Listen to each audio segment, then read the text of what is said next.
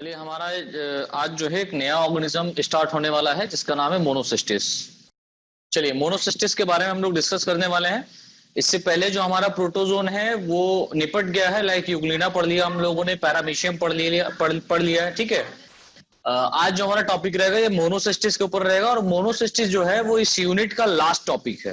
यानी इस यूनिट में आपको तीन ही ऑर्गेनिज्म पढ़ने हैं, यूग्लिना, पैरामीशियम और मोनोसिस्टिस, राइट। अब इसके बाद में जो भी ऑर्गेनिज्म आएंगे वो आपका यूनिट सेकेंड स्टार्ट होगा, लेकिन हम लोग बीएससी फर्स्ट ईयर में है तो बॉटनी के ऊपर भी कंसंट्रेट करना है, तो बॉटनी को भी थोड़ा सा पढ़ लेते हैं। बॉटनी का पहला यूनिट जब खत्म हो जाएगा तब ये पहला पेपर का जो जूलॉजी का पहला पेपर का सेकेंड यूनिट है वो हम लोग स्टार्ट करेंगे, ठीक है। तो यहाँ पर हमारा जो टॉपिक है वो है मोनोसिस्टिस। तो मोनोसिस्टिस से रिलेटेड बहुत सारे क्वेश्चन बेटा आपसे पूछे जाते हैं। तो पहले तो आपको इसका सिस्टमेटिक पोजीशन या क्लासिफिकेशन पता होना चाहिए। इसका सिस्टमेटिक पोजीशन क्या है या क्लासिफिकेशन क्या है। तो देखिए इसका फाइलम जो है वो प्रोटोजोआ कहलाएगा, सब फाइलम जो है वो स्पोरोजोआ कहलाएगा, क्लास जो है वो कहलाएगी टीलोस्पोरिया, टीलोस्पोरिया, और सब क्लास जो है वो है ग्रिगेराइनिया, ग्रिगेराइनिया, और ऑर्डर जो इसका होगा वो होगा यू ग्रिगेराइनिडा, यू ग्रिगेराइनिडा। तो सब क्लास क्या है इसका? ग्रिगेराइनिया। ऑर्डर क्या होगा इसका? यू ग्रिगेराइनिडा। और जीनस इसका क्या हो जाएगा? मोनोसिस्टिस। और आपको पता है बच्चों कि किसी भी ऑर्गेनिज्म का जब भी हम क्लासिफिकेशन करते हैं या सिस्टमेटिक पोजीशन देते हैं तो उसमें जो उसका जीनस और स्पीसीज जो होता है वो हमेशा इटैलिक अक्षरों में लिखा जाता है। अगर आप उसे प्रिंट कर रहे हैं, ठीक है, छाप रहे हैं किसी पेज पर, तो आप क्या कर सकते हैं, मोनोसिस्टिस जो लिखा हो, जैसे कि कोई भी ऑर्गेनिज्म नाम लिखा है तो उसके नीचे आप खाली प्रिंट कर सकते हैं, अंडरलाइन करने की आवश्यकता नहीं होती। लेकिन अगर आप हैंड राइट लिख रहे हैं, आप हैंड राइटिंग में लिख रहे हैं, लिख करके आप इटैलिक में लिखें और फिर उसको नीचे अंडरलाइन करें, ये आपका आवश्यक है। और ये मैं बार बार इसलिए बताता हूं कि आपको याद रहे, ठीक है। तो यहां पर हम लोग इसका हैबिट एपिटेट देखते हैं सबसे पहले, ये इंपॉर्टेंट है।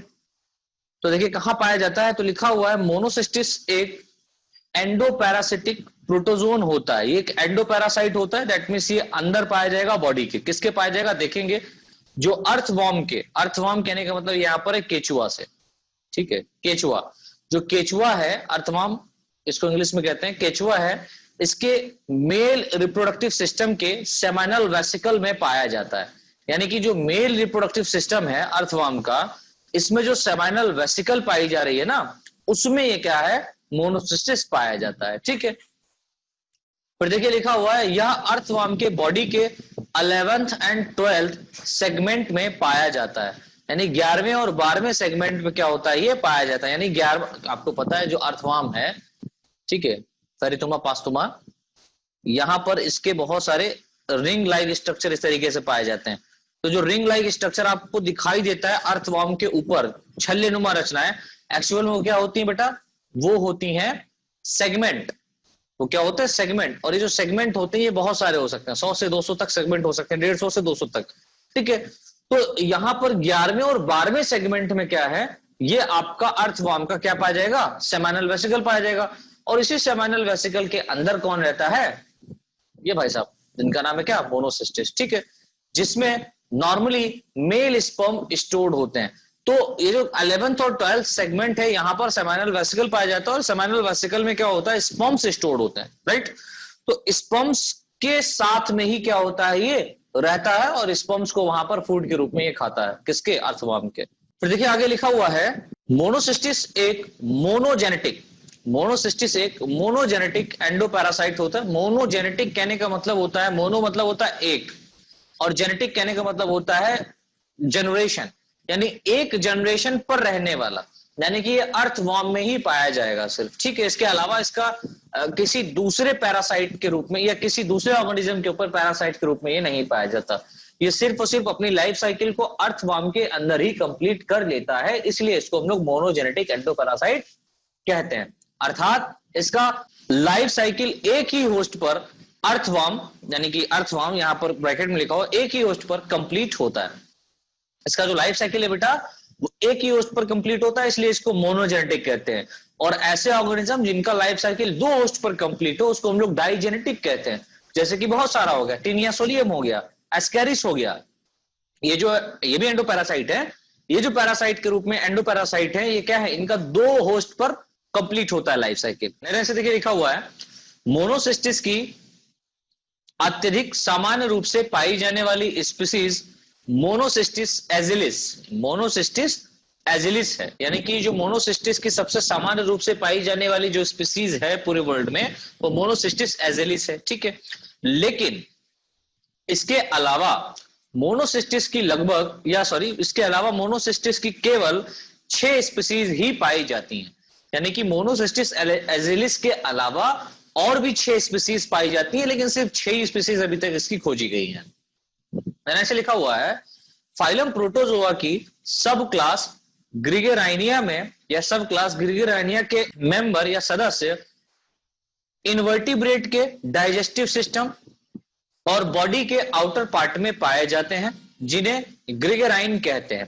तो यहां पर लिखा हुआ है, फाइलम प्रोटोजोआ की सब क्लास जो ग्रिगेराइनिया है, ठीक है, ग्रिगेराइनिया है, इसके जो सदस्य हैं वो इन्वर्टिब्रेट के डाइजेस्टिव सिस्टम, मतलब कुछ ऐसी भी स्पीसीज है जो इन्वर्टिब्रेट्स में पाई जाती है, ऐसा नहीं है कि इन्वर्टिब्रेट्स में नहीं पाई जाती है।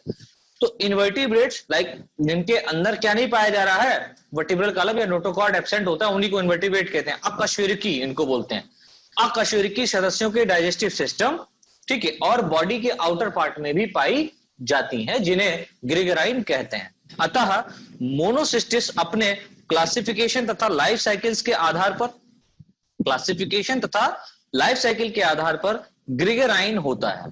कैसा होता है? ग्रिगेराइन होता है। तो ग्रिगेराइन इसको क्यों कह रहे हैं? क्योंकि ये फाइलम प्रोटोजोआ की जो स्पीसीज है ग्रिगेराइन, ठीक है, क्लास सब स्पीसीज जो यहाँ पर सब क्लास जो दी गई है ग्रिगेराइनिया, इसके जो सदस्य हैं वो इन्वर्टिब्रेट्स के डाइजेस्टिव सिस्टम है। लाइक अगर इन्वर्टिब्रेट्स अर्थवर्म की बात करें तो सिर्फ और सिर्फ हम उसके रिप्रोडक्टिव सिस्टम की बात नहीं कर रहे हैं, रिप्रोडक्टिव सिस्टम के अलावा भी ये डाइजेस्टिव सिस्टम में पाई जा सकती है, या बॉडी के आउटर फोल्ड में या बॉडी के आउटर कवरिंग में जो कैविटी होती है या जो स्किन है वहां पर भी क्या है, प्रेजेंट हो सकती है, ठीक है, जिस कारण इसको क्या बोलते हैं, ग्रिगेराइन कहते हैं। फिर देखिए यहां पर लिखा हुआ है स्ट्रक्चर ऑफ ट्रोफोजाइट। ट्रोफोजाइट क्या है? ट्रोफोजाइट की अगर हम लोग बात करें तो ट्रोफोजाइट इसका एक लार्वल कंडीशन हम मान सकते हैं जो कि एडल्ट होने से पहले की है। ट्रोफोजाइट एक ऐसी कंडीशन है जो लार्वल स्टेज मानी जा सकती है और ये एडल्ट होने से पहले की स्टेज है। तो ये जो है ये ट्रोफोजाइट है। ये क्या है? ट्रोफोजाइट है। इसको हम लोग यंग ट्रोफोजाइट बोलेंगे, यंग ट्रोफोजाइट बोलेंगे, ठीक है। और यहां पर ये जो आपको दिखाई दे रहा है ये स्ट्रक्चर एक्चुअल में यहां से ही ये परिवर्तित होता है और ये जो मोनोसिस्टिस की स्ट्रक्चर है इसको हम लोग बोलेंगे adult stage, adult stage of trophozoite. तो ट्रोफोजाइट की एडल्ट स्टेज कहलाती है और ये यंग स्टेज कहलाती है, ठीक है। ये वाली यंग स्टेज कहलाती है, ये वाली एडल्ट स्टेज कहलाती है। तो यंग स्टेज देख लीजिए, ये ट्रोफोजाइट है। इसी का स्ट्रक्चर हमको समझना है अच्छे से, ठीक है, और अच्छे से इसके बारे में थोड़ा सा देखना है कि क्या स्ट्रक्चर इसमें पाया जाए, क्या क्या स्ट्रक्चर हो सकता है। तो देखिए यहां पर लिखा हुआ है मोनोसिस्टिस एजेलिस के लाइफ साइकिल की मेन एंड इन्फेक्टिव स्टेज ट्रोफोजाइट कहलाती है, यानी कि मुख्य और जो इन्फेक्टिव स्टेज है वो क्या कहलाती है? ट्रोफोजाइट कहलाती है, ठीक है। यह मोनोसिस्टिस की एडल्ट व फीडिंग स्टेज होती है, यानी कि इस स्टेज में मोनोसिस्टिस क्या करेगा, मोनोसिस्टिस की जो स्टेज है इस स्टेज में ये क्या करेगा, बहुत ही ज्यादा खाएगा पिएगा ऐश करेगा, होती है। ट्रोफोजाइट यूनिसेलुलर एंड यूनिन्यूक्लिएट स्ट्रक्चर होते हैं। ट्रोफोजाइट जो होते हैं वो कैसे होते हैं बेटा? यूनिसेलुलर होते हैं और यूनिन्यूक्लिएट स्ट्रक्चर्स होते हैं जो अर्थवर्म के male reproductive system like seminal vesicle में अरेंज रहता है, ठीक है। तो क्या हम लोगों ने देखा जो अर्थवर्म के male reproductive system that mean seminal vesicle में अरेंज रहता है। देन ऐसे देखिए बेटा लिखा हुआ है अपनी स्टेज के अकॉर्डिंग, यानी कि इसका जो स्टेज है उसके अकॉर्डिंग ट्रोफोजाइट का शेप एंड साइज चेंज होता रहता है। यानी कि इसकी स्टेज के अकॉर्डिंग क्या होगा, जो ट्रोफोजाइट है वो अपने शेप को और साइज को चेंज करता रहता है, राइट। फिर देखिए यहां पर लिखा हुआ है यंग स्टेज में यह ट्रोफोजाइट राउंडेड, कैसा होगा? राउंडेड होगा एंड ओवल शेप 5 माइक्रोन आकार वाली संरचना के रूप में होता है। यंग स्टेज में कैसा होगा ट्रोफोजाइट? राउंडेड होगा, ओवल शेप होगा और 5 माइक्रोन आकार वाली संरचना के रूप में होता है तथा अपनी एडल्ट स्टेज में यह ट्रोफोजाइट लगभग 500 लेंथ यानी कि 500 लंबा होगा, 500 लेंथ का होगा, 65 माइक्रॉन्स ब्रॉड यानी 500 माइक्रॉन्स हम ये कह सकते हैं, 500 माइक्रॉन्स लेंथ वाला होगा, 65 माइक्रॉन्स ब्रॉड चौड़ा होगा, कॉमा फ्लैट होगा और स्पिंडल शेप्ड का होता है। स्पिंडल मतलब तर्क रूपी आकार का होता है। दोनों सिरे, स्पिंडल करने का मतलब होता है दोनों सिरे इसके कैसे हो, नुकीले हो, और बीच का जो पोर्शन हो वो कैसा कहलाता हो, ब्रॉड हो। ठीक है, तो ऐसे स्ट्रक्चर को हम लोग बोलेंगे स्पिंडल शेप, राइट। इसमें लिखा हुआ है जिसके बोथ एंड यानी कि जो दोनों एंड है वो कोनिकल शेप के होते हैं। ठीक है, यहां पर भी लिखा हुआ जिसके बोथ एंड कैसे होते हैं बेटा, कोनिकल शेप के होते हैं। चलिए फिर देखिए यहां पर नई लाइन से लिखा हुआ है प्रत्येक प्रत्येक एडल्ट ट्रोफोजाइट की बाह्य तथा आंतरिक संरचना में फॉलोइंग पार्ट्स पाए जाते हैं। फॉलोइंग पार्ट्स क्या होते हैं, पाए जाते हैं, जो निम्नलिखित प्रकार से हैं। नंबर 1 यहां पर पाया जा रहा है पेलिकल। अब ये पेलिकल क्या है इसके बारे में देख लीजिए। पेलिकल एक हम ये कह सकते हैं कवरिंग होती है, हार्ड कवरिंग होती है जो बॉडी के आउटसाइड द या आउटर मोस्ट कवरिंग रहती है, जो बॉडी के बाहर पाई जाती है, जो प्रोटेक्ट करती है बॉडी को एटमॉस्फेयर में पाए जाने वाले डिफरेंट टाइप के फैक्टर्स से, राइट। तो यहां पर देखिए लिखा हुआ है प्रत्येक ट्रोफोजाइट के चारों ओर एक एक फ्लेक्सिबल व थिक वॉल पाई जाती है। एक फ्लेक्सिबल व थिक वॉल क्या होती है, पाई जाती है, जिसे पेलिकल कहते हैं। ठीक है, यह स्ट्रक्चर मोनोसिस्टिस की डिफरेंट स्पीसीज में पाई जा सकती है। यानी कि जो स्ट्रक्चर है ये मोनोसिस्टिस की डिफरेंट स्पीसीज में पाई जा सकती है, किसी किसी स्पीसीज में पेलिकल नहीं पाया जाता है, ये भी खास बात है। ठीक है, पाई जा सकती है। इसकी संरचना में लॉन्गिट्यूडनल कॉन्ट्रेक्टाइल माइक्रोट्यूब्यूल्स पाए जाते हैं। यानी कि अगर हम इसका स्ट्रक्चर देखें पेलिकल का, तो इसके स्ट्रक्चर में क्या होगा, लॉन्गिट्यूडनल कॉन्ट्रेक्टाइल माइक्रोट्यूब्यूल्स क्या होते हैं बेटा, पाए जाते हैं। ठीक है, जो कि इसको पेलिकल को बनाने में सहायता करती हैं ट्यूब्यूल्स, राइट। फिर देखिए यहां पर सेकंड जो हमारा कंपोनेंट है वो है साइटोप्लाज्म। साइटोप्लाज्म बोले तो हम इसको बोल सकते हैं हिंदी में कोशिका द्रव्य। इसको आप लिखना चाहें तो हिंदी में लिख दीजिएगा कोशिका द्रव्य। आप लोगों ने पढ़ा था 11th में कोशिका द्रव्य क्या होता है, तो वो इसमें हम लोग देख रहे हैं मोनोसिस्टिस में लिखा हुआ है पेलिकल मेम्ब्रेन के ठीक नीचे, यानी कि जो पेलिकल मेम्ब्रेन है उसके ठीक नीचे एक फ्लूइड लाइक स्ट्रक्चर भरा रहता है या पाया जाता है, जिसे साइटोप्लाज्म कहते हैं। ठीक है, यह साइटोप्लाज्म दो भाग में डिवाइड रहता है, जिसमें बाहर की ओर एक्टोप्लाज्म तथा अंदर की ओर एंडोप्लाज्म के रूप में स्थित रहता है। एंडोप्लाज्म के रूप में क्या रहता है, स्थित रहता है। साइटोप्लाज्म के एक्टोप्लाज्म में 3 लेयर यानी कि 3 भित्ति पाई जाती हैं, जिसके कारण इसका एक्टोप्लाज्म डिवाइड रहता है। जिसके कारण क्या होता है, इसका एक्टोप्लाज्म जो है बेटा वो डिवाइड रहता है। यह पार्ट मेनली या मुख्यतः कॉन्ट्रेक्टाइल फाइबर्स द्वारा प्रोड्यूस होता है। यानी कि जो रीजन यहां पर प्रोड्यूस हो रहा है वो किसके द्वारा प्रोड्यूस हो रहा है, कॉन्ट्रेक्टाइल फाइबर्स द्वारा प्रोड्यूस हो रहा है। ठीक है, जिन्हें मायोनीम्स कहते हैं। जिन्हें क्या नाम दिया गया है, मायोनीम्स कहा गया है। ठीक है, तो मायोनीम्स एक्चुअल में क्या है, आप कह सकते हैं सर ये कॉन्ट्रेक्टाइल फाइबर्स है। ठीक है, कॉन्ट्रेक्टाइल फाइबर से प्रोड्यूस होते हैं, जो कि एक्टोप्लाज्म को क्या करता है, डिवाइड करने में सहायता करता है। और ये कितने लेयर में पाए जा सकते हैं, ये 3 लेयर में पाए जाते हैं। ठीक है, 3 लेयर्स में पाई जाती है मायोनीम्स, राइट। तो देखिए यहां पर लिखा हुआ है नई लाइन से इन्हीं फाइबर्स के कारण ट्रोफोजाइट में स्पेशल टाइप का मूवमेंट होता है। ये जो फाइबर्स यहां पर पाए जा रहे हैं इन्हीं के कारण ही क्या होता है, ट्रोफोजाइट में मूवमेंट पाया जाता है। साइटोप्लाज्म का एंडोप्लाज्म वाला भाग ग्रेन्युलर होता है। एंडोप्लाज्म वाला भाग कैसा होता है बेटा, ग्रेन्युलर होता है, जिसमें एक स्पेशल टाइप के रिजर्व ग्रेन्यूल्स पाए जाते हैं, जिन्हें पैराग्लाइकोजन कहते हैं। क्या पाए जाते हैं, रिजर्व ग्रेन्यूल्स पाए जाते हैं, जिन्हें पैराग्लाइकोजन कहते हैं। इसमें आगे आप लिखना चाहें तो लिख लीजिएगा, यह पैराग्लाइकोजन इसका स्क्रीनशॉट ले लेना। यह पैराग्लाइकोजन फूड के रूप में मोनोसिस्टिस की बॉडी में, मोनोसिस्टिस की बॉडी में स्टोर्ड रहता है। स्टोर्ड रहता है, ठीक है। नैलन से लिखिएगा, मोनोसिस्टिस एक यूनिन्यूक्लिएट एंडोपैरासाइट प्रोटोजोन होता है। ये कैसा होता है? यूनिन्यूक्लिएट होता है। और एंडोपैरासाइट कहने का मतलब ये होता है, या प्रोटोजोन कहने का मतलब होता है कि ये बॉडी के अंदर परजीवी के रूप में पाया जाएगा। दैट मीन्स इसे अपने आप भोजन निर्मित नहीं करना आता, बल्कि ये किसी दूसरे ऑर्गेनिज्म के ऊपर डिपेंड होकर क्या करता है? अपने फूड को ऑब्टेन करता है। और ये क्या है? प्रोटोजोन है, आपको पता है। फिर देखिए लिखा हुआ है, इसके एंडोप्लाज्म में एक बिग साइज का स्फेरिकल, इसके एंडोप्लाज्म जो है उसके अंदर एक बड़े आकार का स्फेरिकल न्यूक्लियस पाया जाता है, ठीक है, जिसके अंदर न्यूक्लियोलस तथा कैरियोसोम्स पाया जाता है। न्यूक्लियोलस कहने मतलब केंद्रक पाया जाएगा, ठीक है। न्यूक्लियोलस मींस केंद्रिका। अरे आपको सेल पता है ना, सेल के अंदर क्या क्या होता है आपको पता है। सेल जो होती है इसके चारों तरफ बता दे रहा हूं, एक्सप्लेन कर दे रहा हूं। सेल मेम्ब्रेन पाई जाती है। क्या पाई जाती है बेटा? Cell membrane. सेल मेम्ब्रेन के ठीक नीचे अगर आप देखेंगे तो यहां पर एक फ्लूइड भरा रहता है जिसको हम लोग बोलते हैं साइटोप्लाज्म, राइट। ये जो साइटोप्लाज्म है इसके अंदर डिफरेंट टाइप के सेल ऑर्गेनेल्स पाए जाते हैं।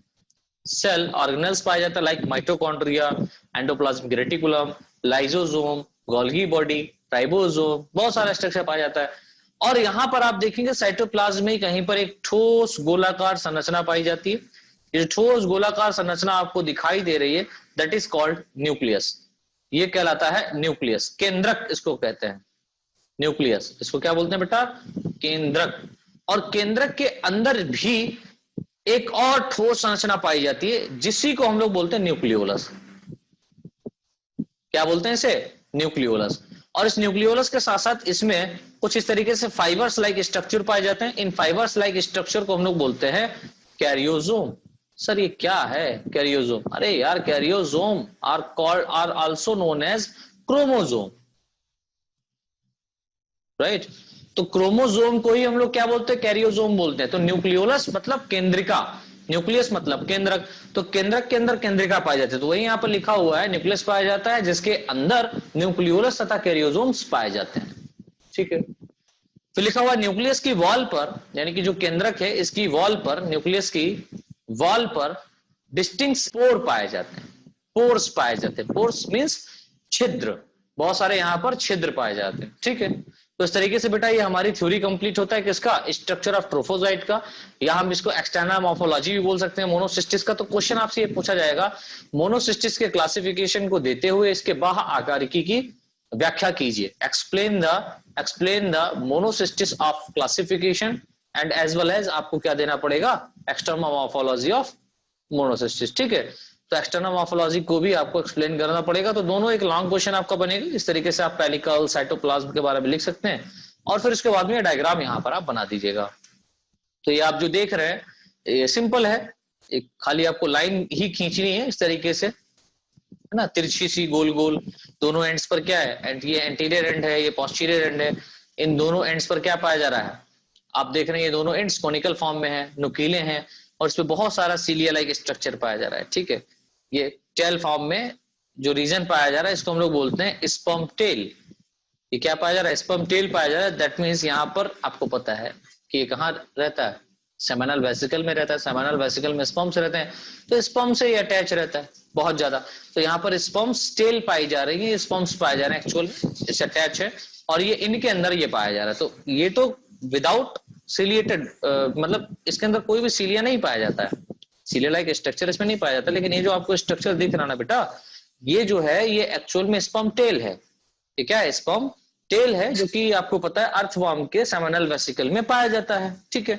अगर हम इसको अलग से देखें, इसका एडल्ट फॉर्म देखें निकाल करके, तो हमें इस तरीके से दिखाई देता है। ये फ्लैटेड होता है, दोनों एंड्स पर कैसा होता है? नुकीला होता है, और बीच में कैसा होता है? ब्रॉड होता है, चौड़ा होता है। और इसमें एक सेंट्रल एंड पर क्या पाया जाता है? एक सेंट्रल में पाया जाएगा न्यूक्लियस, और इस न्यूक्लियस के अंदर ही पाया जाएगा न्यूक्लियोलस, या जिसको हम लोग बोल सकते हैं एंडोसोम, ठीक है।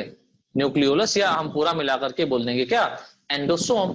और इसके चारों तरफ अगर आप देखें तो उसके चारों तरफ एक कवरिंग, हार्ड कवरिंग पाई जाती है जिसको हम लोग बोलते हैं पेलिकल, ठीक है। तो जो पेलिकल है ये इसको चारों तरफ से घेर करके रखती है, ठीक है। अब यहां पर आपको पता है कि दो टाइप का प्लाज्म पाया जाता है, एक एक्टोप्लाज्म होता है और एक एंडोप्लाज्म होता है। तो बाहर की तरफ, दैट मींस हम ये कह सकते हैं पेलिकल की तरफ जो प्लाज्म होता है उसको हम लोग एक्टोप्लाज्म कहते हैं, और जो पेलिकल की तरफ से थोड़ा सा और अंदर अगर आप आ जाए यहां पर, ये वाला रीजन, तो इसको हम लोग बोलते हैं एंडोप्लाज्म। ठीक है, इसको हम लोग क्या बोलते हैं, एंडोप्लाज्म। और इसकी बॉडी में, यानी कि इसकी सेल में, ये मोनोसिस्टिस है, इसकी सेल में क्या है, पैरामाइलियम ग्रेन्यूल्स पाए जाते हैं। पैरामाइलम ग्रेन्यूल्स क्या है, यहां पर पाए जाते हैं। ठीक है, तो इस तरीके से बेटा आपका स्ट्रक्चर कंप्लीट होता है मोनोसिस्टिस का, और मोनोसिस्टिस का यहां पर आपका क्लासिफिकेशन कंप्लीट होता है। तो हमारा जो नेक्स्ट लेक्चर रहेगा जिसको हम लोग नेक्स्ट क्लास में फॉलो करेंगे, दैट मींस कल पढ़ेंगे।